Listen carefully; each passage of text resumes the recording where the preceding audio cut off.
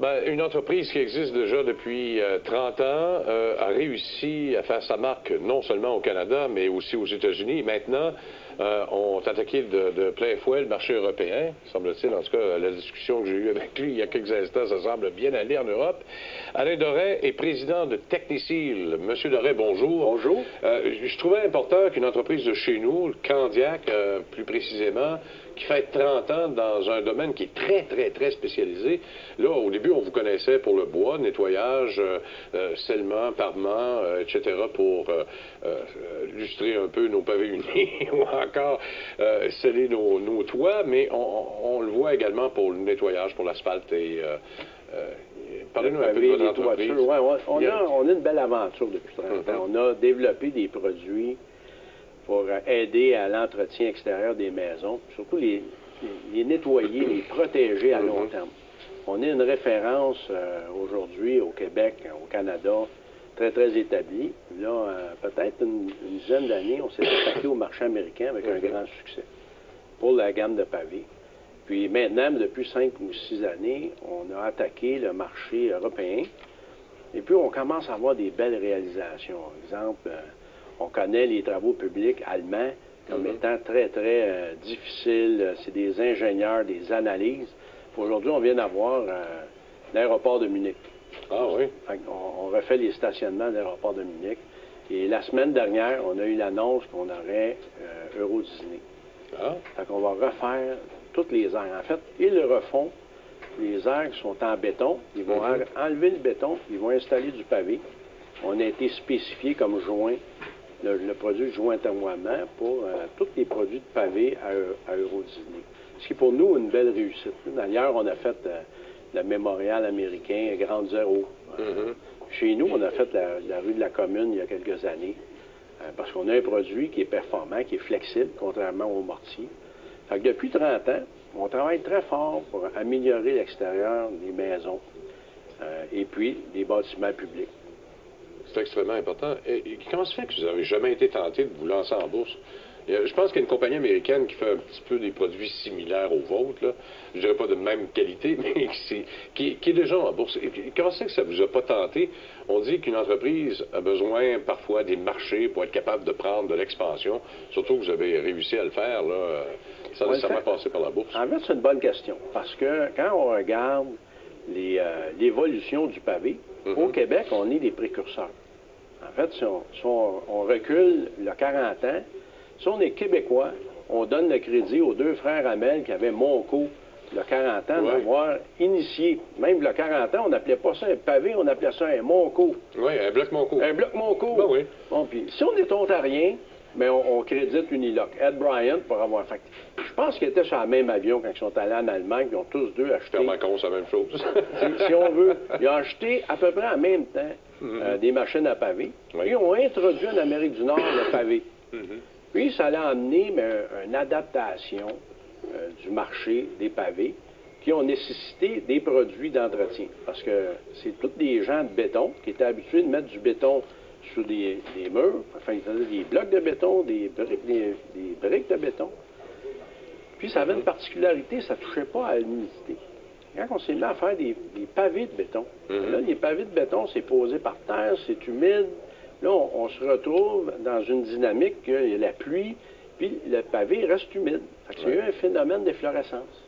Puis que ça a presque tué le pavé à son introduction parce qu'il y avait une substance blanche qu'on appelle de l'efflorescence, qui est un dépôt calcaire. Puis là, on a été appelé en fait, c'est là que Technicil est venu au monde, en fait. On avait des gens qui se promenaient un peu partout pour enlever l'efflorescence sur les pavés, puis les sceller pour pas qu'elle revienne. Là, il y a 30 ans, c'était notre premier produit. Puis après, on a étendu notre expertise pour aider les gens à protéger leur asphalte, le bois, les toitures, le béton. C'est vous autres qui avez inventé aussi le polymère, le polymère, pour sceller les fameux ce que l'on voit, là. Effectivement, parce que le sang polymère, ça enlève deux gros problèmes. Les mauvaises herbes et les fourmis. Après, tu as l'érosion. Mais les deux plus grands fléaux d'une entrée de pavé, c'est naturellement les mauvaises herbes et les fourmis. C'est une plaie partout. Puis en inventant le sang polymère, ça nous a donné un avantage concurrentiel énorme en s'en allant au marché américain. Mais le plus important, ce qui est arrivé, c'est pourquoi, pour répondre à votre question, c'est pourquoi on n'a pas été public encore? C'est tout simplement que le marché américain, il est 10-15 ans en arrière du marché québécois et canadien. Il nous rattrape là en nombre, mais par région, per capita, on est encore de très loin en avant d'eux. Il faut laisser donner un grand exemple de ce que je dis. Au Québec, 90 du temps, un pavé s'est posé avec un sable polymère d'une sorte ou une autre. Aux États-Unis, on est en dessous de 15 encore. Fait qu'il y a une évolution de marché à se faire avant que le marché prenne en feu. Il reste quelques années. On se tient prêt, puis on va essayer de... On ne ferme pas la porte. On ne ferme pas la porte. On travaille très fort pour développer. Naturellement, à l'aube de l'explosion, il faudra trouver des moyens de financer notre croissance. Là, ça sera alors une option. Justement, comment on finance ça pour une entreprise comme la vôtre, être capable d'être prudent avec sa croissance? Parce qu'il faut que ça évolue, une entreprise, mais on dit souvent que la crise vient toujours de la croissance. Hein, c'est un peu comme l'adolescence, ça. C'est tout le temps. En fait, il y a deux types de grands problèmes dans une entreprise. C'est pas avoir de vente ou d'avoir trop.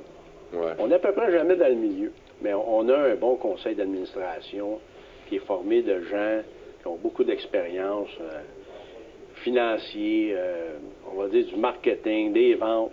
Puis, souvent, quand j'ai la tentation de rajouter 40 ou 50 000 pieds carrés pour aller plus vite, comme d'ailleurs, avant la récession américaine, il y avait 2 ou 3 de nos membres du conseil d'administration qui me disaient « Alain, on pense que l'économie, elle s'en va pas en montant. » Puis, comment ils font pour savoir ça? Mais il y a des gens qui sont dans le milieu financier depuis 30 ans, 40 ans, puis ils ont le pouls, puis ils sentent.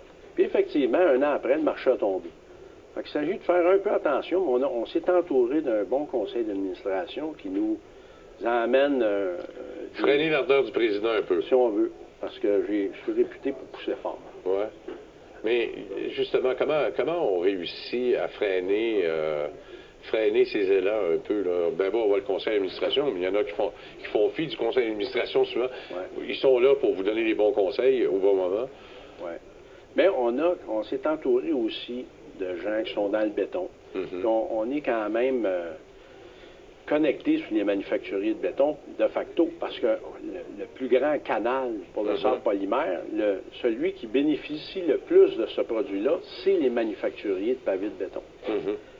En s'adjoignant des gens, en fait, on en a 2 sur notre conseil, en s'adjoignant des gens qui voient le marché et l'évolution du marché du pavé, ça nous guide beaucoup, parce qu'on revient qu'on dessert le public, nos clients, dans beaucoup de gammes de produits, mais ça restera que le pavé, le sable polymère, c'est la majeure partie de nos revenus. Donc là, c'est pour nous, on prend la croissance du sable polymère puis du pavé, puis on réinvestit dans tous les autres produits pour s'en aller plus large, puis en bâtir un fondement dans le temps qui nous permettra de devenir une grande entreprise. Moi, quand j'ai connu votre entreprise, c'était surtout le bois, là, après ma barre. Là, je ne connaissais pas le pavé uni à l'époque. C'était plus le nettoyage du bois, puis le fameux scellant qu'on pouvait mettre par-dessus, qui laissait un petit peu de lustré, qui est complètement transparent. Comme ça, j'ai connu la compagnie. Maintenant, ça a tellement évolué. Comment on fait pour évoluer dans plusieurs marchés? Parce que c'est plusieurs marchés. Le bois, c'est un marché. L'asphaltage, c'est un marché. Le pavé uni, c'est un autre. On évolue comment là-dedans, dans cette entreprise-là? Ce qui est important, c'est qu'on se tient proche de nos clients. C'est-à-dire qu'on a l'avantage d'avoir un réseau d'applicateurs qui aident les propriétaires de maisons, puis on sent les besoins. Quand il y a un besoin qui évolue, par exemple, à un moment donné, on a sorti les planchers de garage, qui était l'évolution normale de l'entrée. Parce qu'on avait le pavé, là, on arrivait dans le garage, puis le garage, souvent, c'est pas très joli, c'est laissé à 3, 5, 6 ans après qu'on ait aménagé d'une maison. Et puis, on regarde, on est demandé par nos clients. On a des partenaires d'affaires comme Rona, BMR, tous les grands, en fait, quincailliers nous demandent des produits, parce que les clients les demandent. Et à ce moment-là, c'est à vous, dans votre département de recherche et de développement, de pouvoir évoluer. Bien, M. Doré, merci beaucoup de ce portrait. Bien, merci de nous avoir reçus.